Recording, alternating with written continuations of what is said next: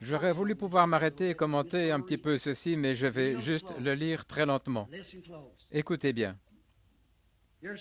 Voici ce pourquoi j'ai pris la plume, une partie. Est-ce que vous voyez, mes amis, c'est pourquoi j'ai pris position comme je l'ai fait? Voyez-vous pourquoi je combats pour ça? Éloignez-vous des dénominations et trouvez une vraie Église de Dieu.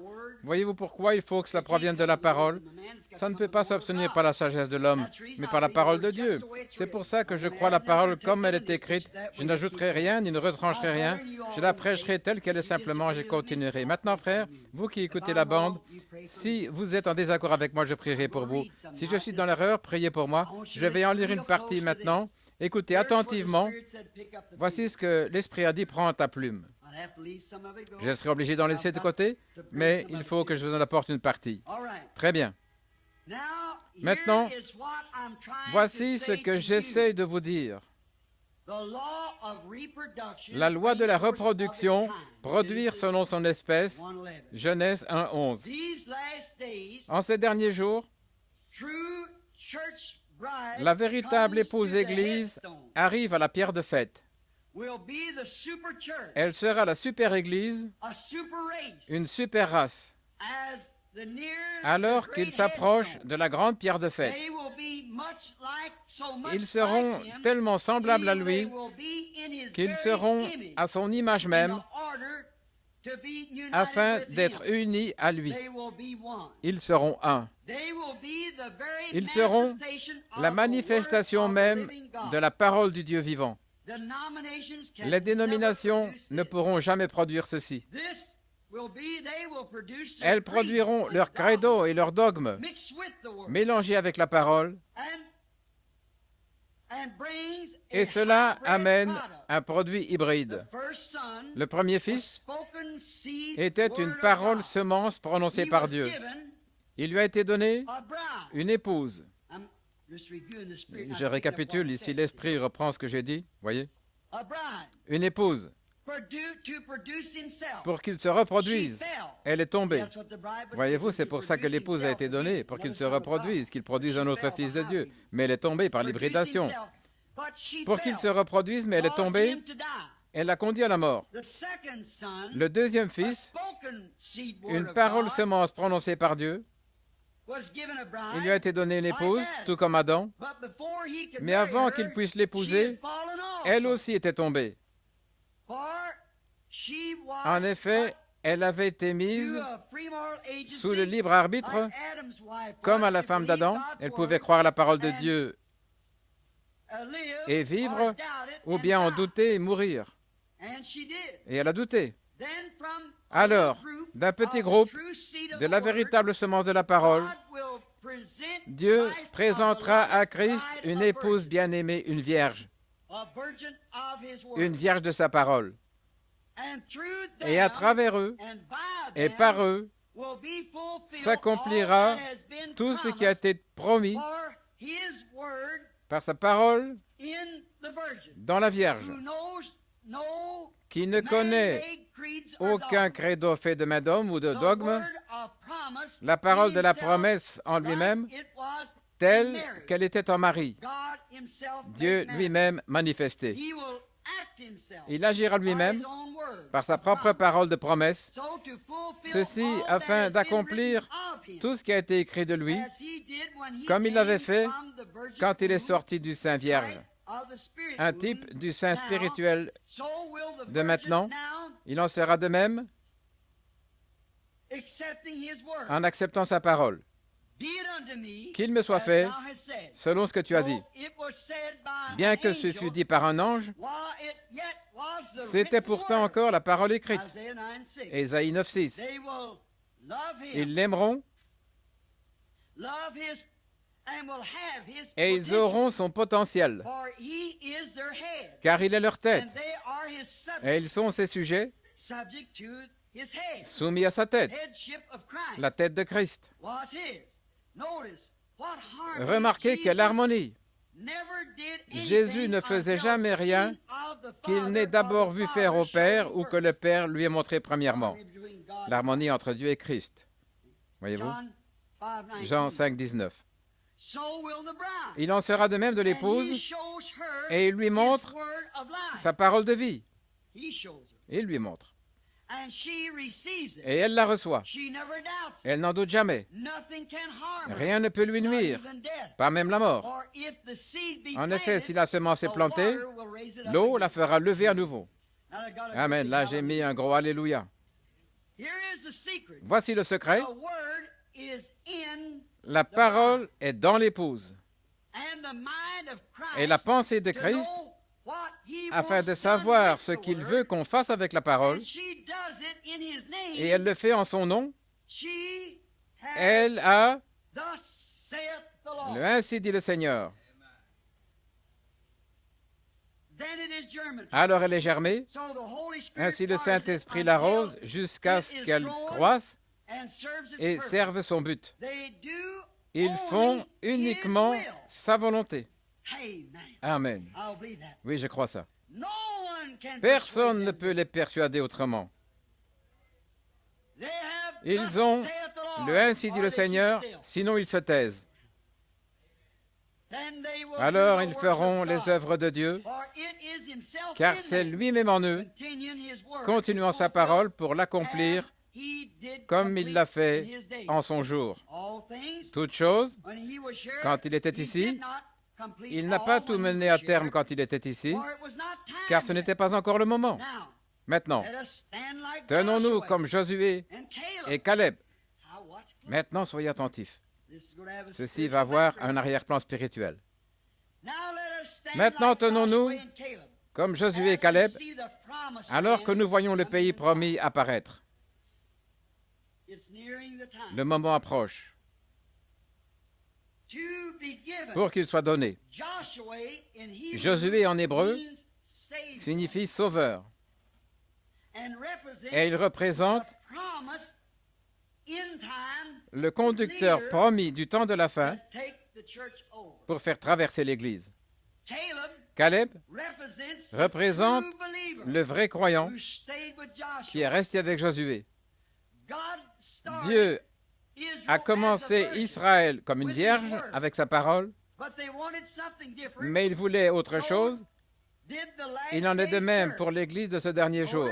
Remarquez, bien que Dieu n'a pas fait avancer Israël avant son propre temps fixé. Maintenant, écoutez, ceci va signifier quelque chose. Josué a attendu ce moment-là.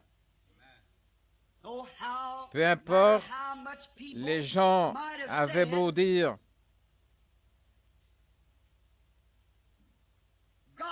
Dieu nous a donné le pays, la promesse, allons-y maintenant, emparons-nous-en. Ils auraient pu dire, Josué, tu as perdu ta commission, tu es un homme fini. Pourquoi ne fais-tu pas quelque chose? Avant, tu connaissais le ainsi dit le Seigneur en un moment, et ce qui était la volonté de Dieu. Mais ce prophète sage envoyé de Dieu, il connaissait la promesse de Dieu, mais il savait aussi attendre cette promesse. Une décision claire et nette de la part de Dieu pour son temps. Vous voyez, ces paraboles maintenant, regardez. Et le moment venu, Dieu a tout remis à Josué, qui était resté avec lui par la parole, car il ne pouvait pas faire confiance aux autres. Il pouvait lui faire confiance. Ainsi, cela se répétera.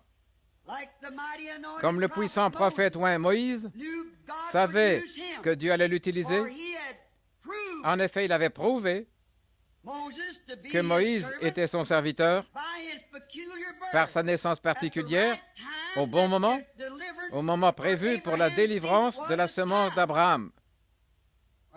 Vous saisissez? Moïse n'est pas resté en Égypte, avait discuté avec eux des points de l'Écriture. Il n'a pas fait d'histoire avec les prêtres, mais il est parti dans le désert et il s'est attendu au Seigneur jusqu'à ce que jusqu'à ce que le peuple soit prêt à le recevoir. Il était venu leur rendre témoignage, mais ils n'avaient pas voulu le recevoir. Dieu a envoyé son prophète dans le désert. Dieu avait rendu témoignage qu'il l'avait choisi. Mais l'attente n'était pas due à Moïse, mais aux gens qui devaient être prêts à recevoir Moïse. Moïse pensait que les enfants comprendraient qu'il avait été envoyé. Ce n'est pas moi qui l'ai écrit, c'est lui. C'est pareil maintenant. Comme Élie, après que ce puissant prophète confirmé, à qui la parole de Dieu est venue, eut terminé de prêcher son message au groupe moderne à l'américaine, de la première dame du pays avec leurs cheveux coupés, au groupe maquillé à la Jézabel, Dieu avait confirmé son prophète. Chaque fois qu'il prophétisait, c'était la vérité. Dieu a dû le faire sortir du champ de travail jusqu'à ce qu'il ait frappé cette génération de puissants fléaux pour avoir rejeté le message de son prophète et la parole de Dieu qu'il leur avait envoyée. Dieu l'a envoyé se cacher dans le désert, et pas même le roi n'a pu l'en faire sortir. Et ceux qui ont essayé de le persuader d'aller à l'encontre de la volonté de Dieu sont morts pour l'avoir fait. Oh Dieu! Wow! Mais quand Dieu a parlé à son prophète fidèle par une vision, il est sorti du désert avec le ainsi dit le Seigneur. Qu'est-ce qu'il a fait? Il est retourné à la parole, tout droit à la parole. Il a roulé les 12 pierres et les a rassemblées. Comme Jean-Baptiste, le fidèle précurseur de Christ, le prophète oint.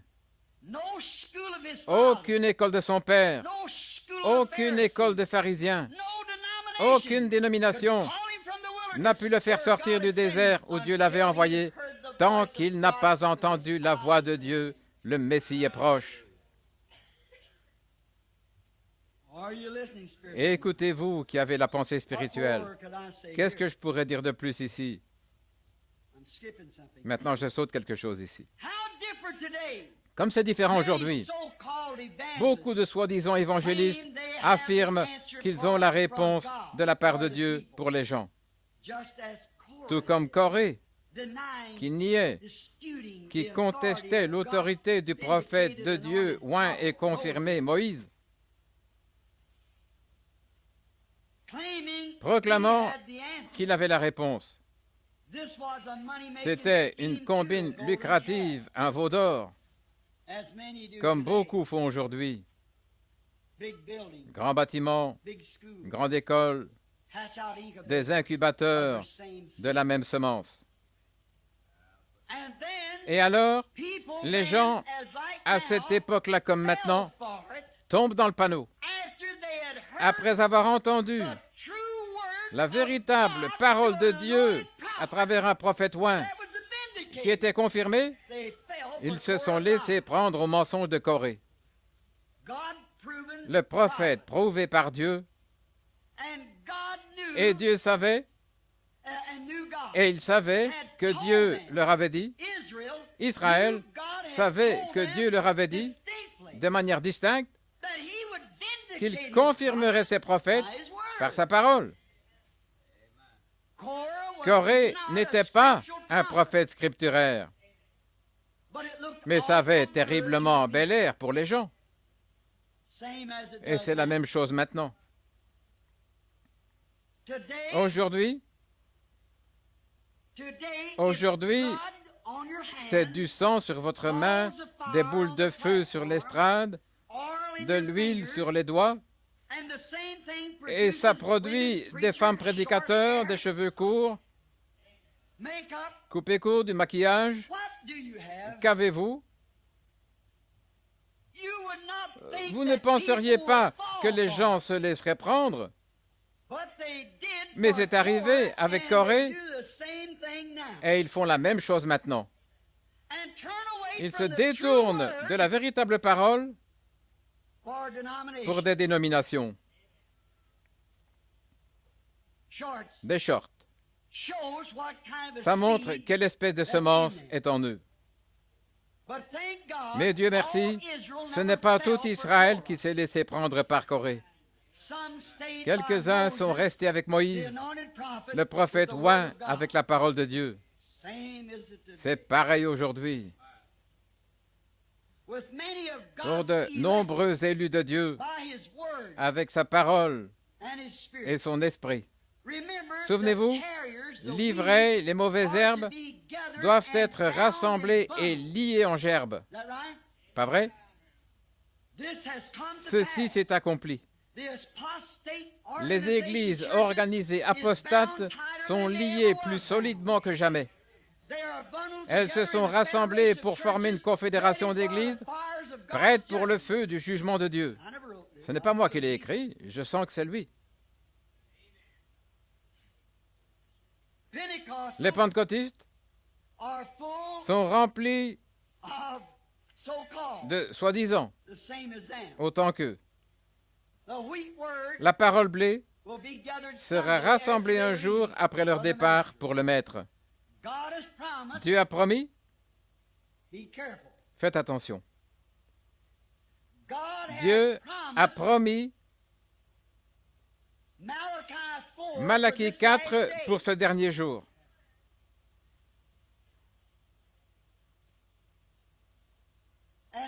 Et Malachie 4 ne s'est pas encore accompli, mais cela doit s'accomplir, car c'est une parole de Dieu germée, prononcée par Malachie le prophète. Jésus y a fait référence. Cela doit arriver juste avant la venue de Christ la deuxième fois.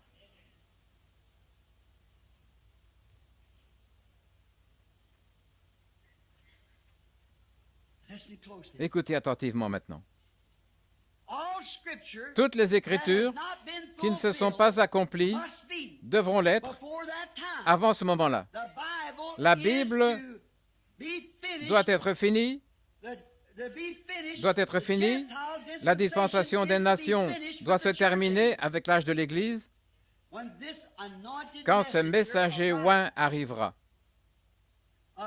Bien entendu, il plantera la semence de la Bible entière, depuis le serpent jusqu'au messager, dans la pluie de la première saison. Après quoi, il sera rejeté par les gens des dénominations, tout comme son prédécesseur, Jean et Élie, comme exprimé par notre Seigneur. Les gens, comme il en était d'Élie la première fois, au temps d'Akab, c'est ce qui arrivera ici, dans ce pays, puisque ce pays est un type d'Israël. Lisez ou écoutez la religion de Jézabel. Comme ce pays, alors que nos prédécesseurs, pour adorer comme ils le voulaient, sont venus dans ce pays et en ont expulsé les autochtones, ils ont pris possession, Israël aussi, ils ont pris possession du pays après qu'ils sont sortis d'Égypte. Nous avons eu des hommes pieux comme Washington, Lincoln. Eux ont eu de grands hommes pieux comme David et ainsi de suite. Ensuite, ils ont mis sur le trône un Akab avec derrière lui une Jézabel pour le diriger. Nous avons la même chose. Donc, c'est à cette époque-ci, dans ce pays, que cette personne paraîtra, car c'est dans les Écritures, et c'est ainsi dit le Seigneur. Ensuite, dans la pluie de l'arrière-saison, viendra un Mont Carmel, un dénouement. La Bible qui s'accomplit à la lettre. Jean-Baptiste, son messager, devant sa face, de Malachie 3, il a planté une pluie de la première saison Et il a été rejeté par les églises, par les dénominations, les pharisiens et les sadducéens de son époque. Jésus est venu et il a eu le dénouement du mont de la transfiguration.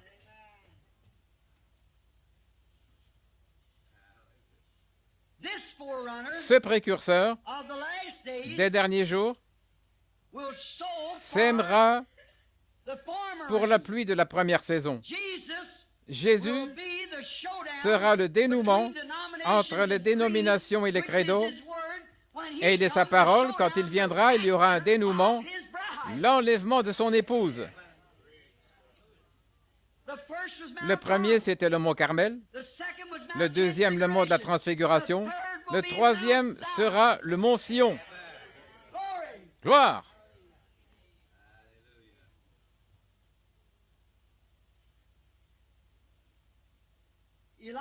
Élie, le comportement de Moïse, le comportement de Jean, qui ont quitté leur champ de service. Bien des gens ne les ont pas compris. C'est parce qu'ils avaient été rejetés, eux et leur message. La semence avait été semée, le jugement allait suivre. Et ils avaient été un signe pour les gens de la part de Dieu, pour indiquer que le jugement était proche.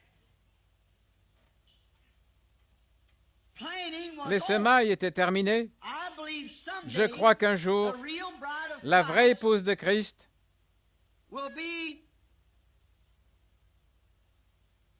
sera forcée d'arrêter de prêcher la parole de Dieu. La Bible prophétise à ce sujet dans Apocalypse 13:16, si vous voulez le noter. Les dénominations la forceront à stopper ou prendre sa marque. C'est alors que l'agneau emportera son épouse et jugera la prostituée à cause de cela.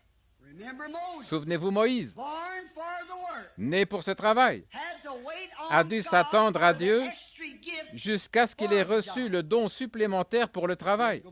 Il a dû retourner et attendre. Et pour le temps fixé par Dieu, un certain Pharaon devait être sur le trône. Et il fallait que le peuple réclame le pain de vie avant que Dieu le renvoie. Maintenant, des milliers de gens qui opèrent des signes en ce dernier jour ont créé une génération de chercheurs de signes qui ne connaissent rien du tout du véritable mouvement de Dieu et de sa parole en ces derniers jours. Comme je l'ai dit, présentez-leur du sang et de l'huile et des démonstrations charnelles sur l'estrade, et ils appuieront cela. Que ce soit la parole de Dieu ou pas, que ce soit conforme à l'Écriture ou pas, Jésus nous a avertis que ces choses allaient arriver au temps de la fin, comme je l'ai dit dans Matthieu 24.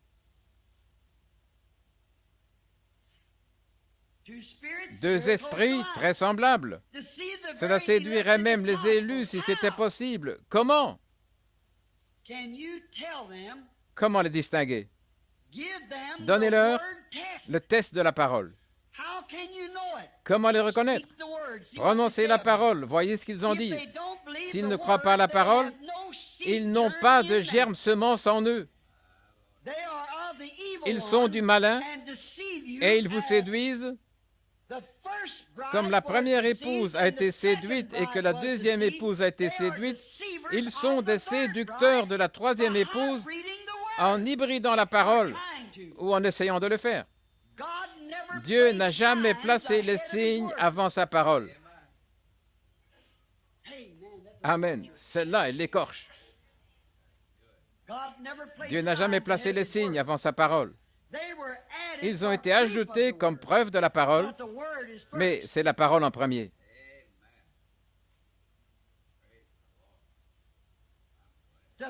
Pour le prouver, Élie a dit à la femme, « Fais-moi d'abord un gâteau. » Regardez ensuite le miracle se produire. Venez d'abord à la parole et regardez ensuite le miracle. La parole semence elle-même est ce à quoi le Saint-Esprit donne l'énergie. Comment un messager envoyé de Dieu pourrait-il ne croire qu'une partie des Écritures et pas toute la parole en ayant une partie? Le véritable prophète de Dieu proclamera la parole dans les derniers jours. Les dénominations le haïront. Il n'épargnera aucune d'elles. Il sera tel qu'il était quand il est venu lors de la première venue de Christ. Vous, génération de vipères. Mais les prédestinés entendront et se prépareront pour le compte à rebours. La semence royale d'Abraham, la foi, comme celui-ci, qui s'en est tenu à la parole de Dieu en dépit de tout, car il était prédestiné. Le messager de Malachie 4 paraîtra au temps fixé par Dieu. Nous l'attendons tous. Nous croyons qu'il viendra. C'est selon sa parole, ce sera au temps de la fin. C'est donc maintenant l'heure de le voir. Il sera correctement consacré à la parole, comme ils l'ont toujours été, désigné par la parole de Dieu et confirmé. Dieu confirmera que ce qu'il prêche est la vérité, comme il avait fait avec Élie. En effet, il s'agit d'Élie qui vient faire les préparatifs pour l'enlèvement du mont Sion. Jésus a dit que dans les derniers jours, ce serait comme du temps de Lot. Sa prédication sera avec esprit et force, étant bien alignée sur la parole de Dieu. À cause de tout ce qu'on aura fait passer pour la vérité de Dieu, beaucoup ne comprendront pas ce messager véritable. J'ai écrit ici P-R-O-P-H-E-T-I-E, prophétie. À cause de tout ce que des impostateurs auront fait passer pour la vérité de Dieu, beaucoup de véritables serviteurs de Dieu ne comprendront pas ce messager.